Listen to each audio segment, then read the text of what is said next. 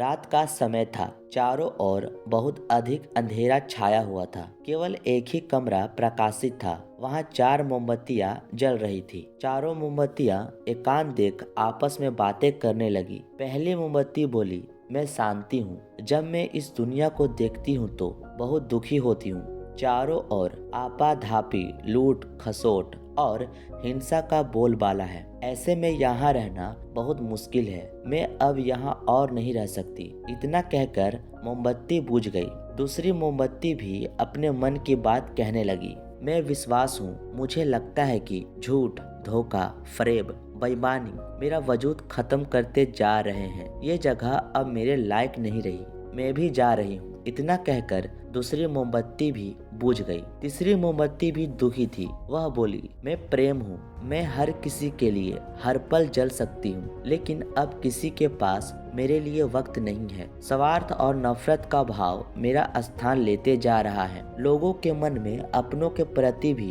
प्रेम भावना नहीं बची। अब ये सहना मेरे बस की बात नहीं है। मेरे लिए जाना ही ठीक होगा। कहकर तीसरी मोमबत्ती भी बुझ गई। तीसरी बत्ती बुझी थी कि कमरे में एक बालक ने प्रवेश किया। मोमबत्तियों को बुझा हुआ देख उसे बहुत दुख हुआ। उसकी आंखों से आंसू बहने लगे। दुखी मन से बोला, इस तरह बीच में ही मेरे जीवन में अंधेरा कर कैसे जा सकती हो तुम? तुम्हें तो अंत तक पूरा जलना था, लेकिन तुमने मेरा साथ छोड़ दिया। अब मैं क्या करूँगा? बालक की बात सुन चौथी मोमबत्ती बोली, घबराओ नहीं बालक, मैं आशा हूँ और मैं तुम्हारे साथ हूँ। जब तक मैं जल रही हूँ, तुम मेरी लौ से दूसरी मोमबत्तियाँ को जला सकते हो। चौथी मोमबत्ती की बात सुनकर बालक खुश हो गया। उसने आशा के साथ शांति, विश्वास और प्रेम को पुनः प्रकाशित कर लिया। दोस्तों, इस कहानी से हमें ये सीख मिलती है कि जीवन में समय एक सा नहीं रहता। कभी उजाला रहता है तो कभी अंधेरा। जब जीवन में अंधकार आए,